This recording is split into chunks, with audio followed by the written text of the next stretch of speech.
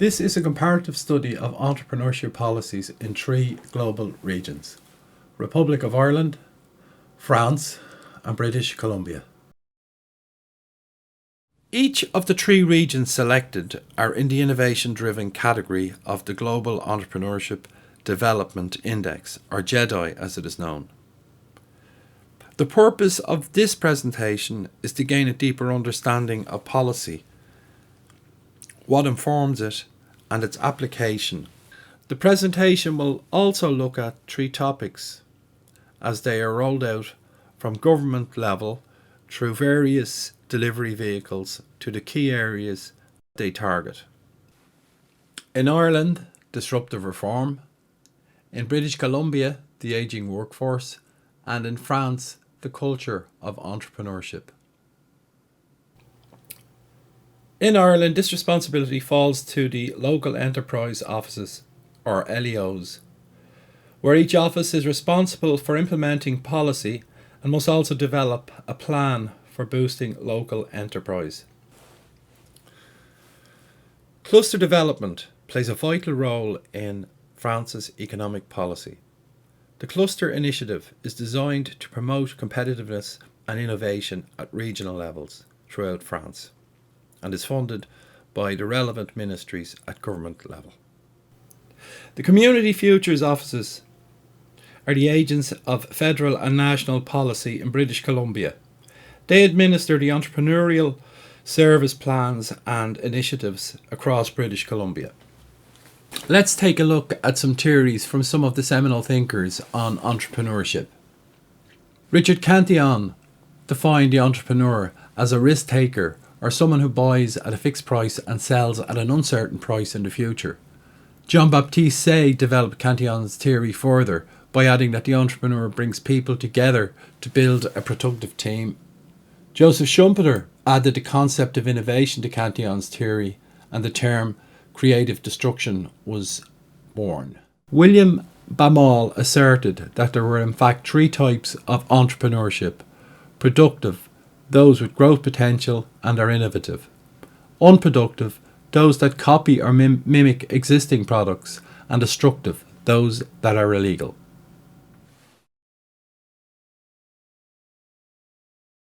The Global Entrepreneurship Monitor views the entrepreneurship process as a series of events, starting with the potential entrepreneur's beliefs and attitudes, through to his intentions, and then into the total entrepreneurial activity stage, then into the establishment of SMEs, or into discontinuance. The ecosystem is dependent upon 6 components: 1. Culture, human capital and education; 2. Business environment and supports; 3. Innovation; 4. Access to finance; 5. Entrepreneurial networks and mentoring; and 6. The access to markets. GEDI has 3 categories: factor, efficiency, and innovation driven. It is made up of 15 pillars based on 3 sub-indexes: entrepreneurship attitudes, entrepreneurship activities, and entrepreneurship aspirations. Each area is then monitored at various stages of development. Lundstrom et al. Make the point that entrepreneurship policy and innovation policy play a vital role in getting startups to the SME stage of business development. The process above is an example of the estimated time frame of 0 to 42 months for this to occur.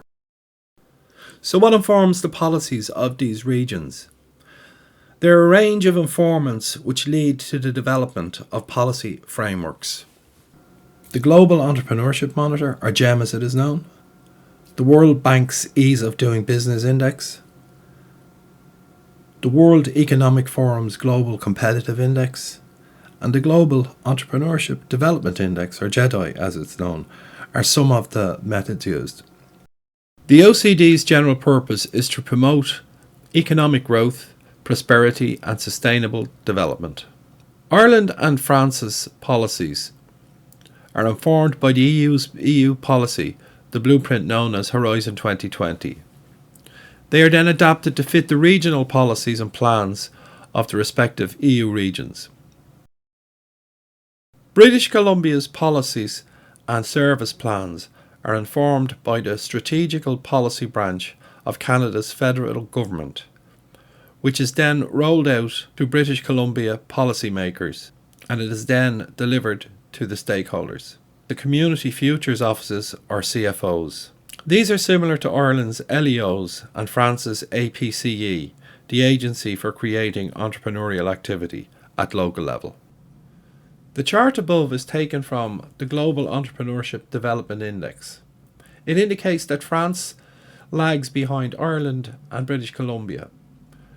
This topic will be discussed later by Fleur Pellerin. Let's listen to the three ministers responsible for policy in each of their respective regions. We will firstly hear from the Irish minister, followed by the Canadian minister, and finally the French minister. We need to transition our economy from one that was built around property to one that's built around enterprise. We've made a lot of changes last year, 92% delivered on time. They've made the environment better, and we're seeing the results. 12,000 net new jobs in the private sector compared to 90,000 job losses in the past.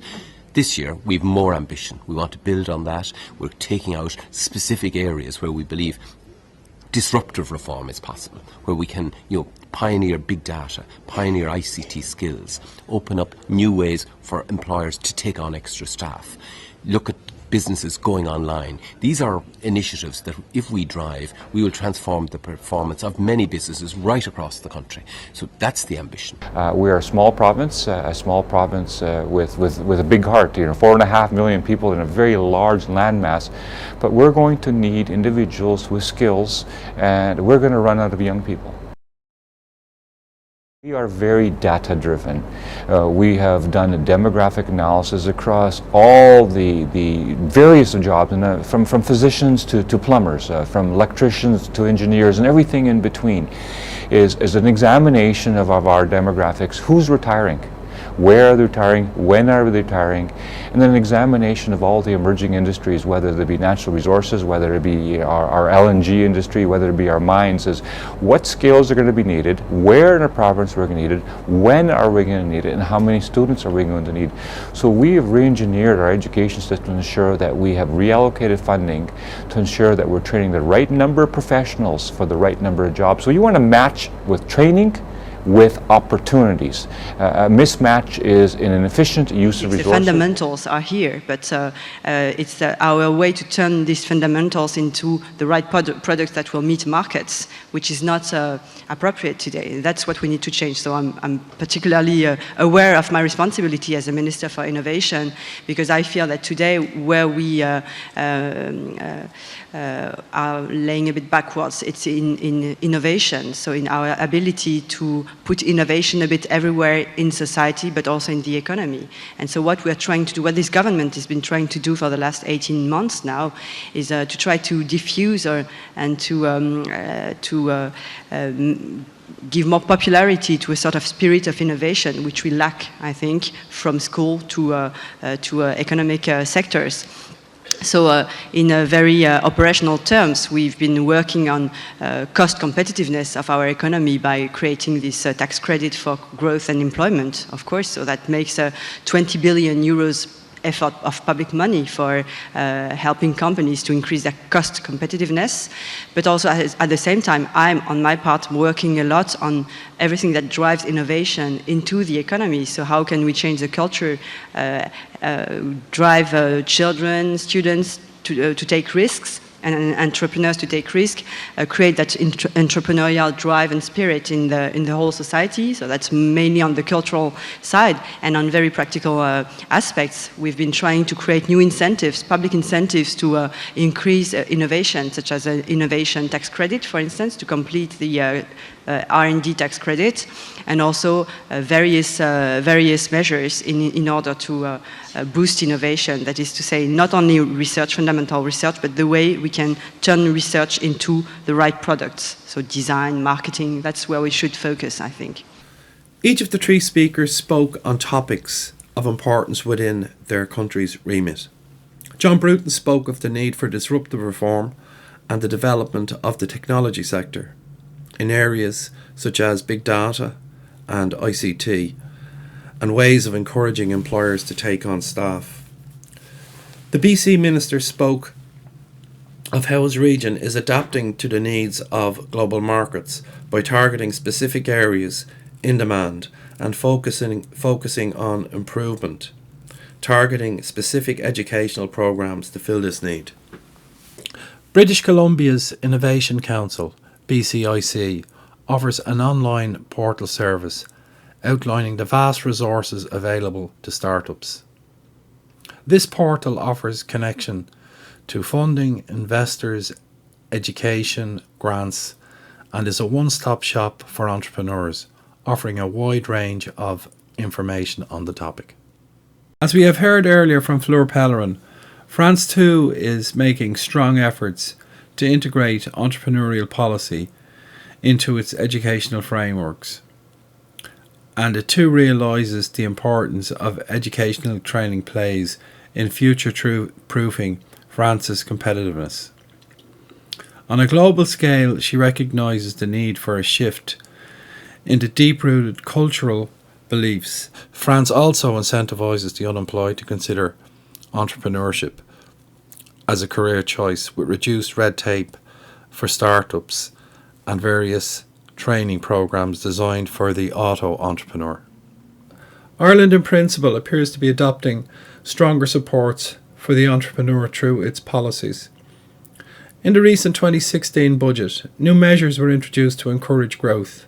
The capital acquisitions tax was reduced, film tax relief was increased, startups tax relief continued. The Knowledge Development Box, or KDB, offers tax rates of 2.5% to private investors.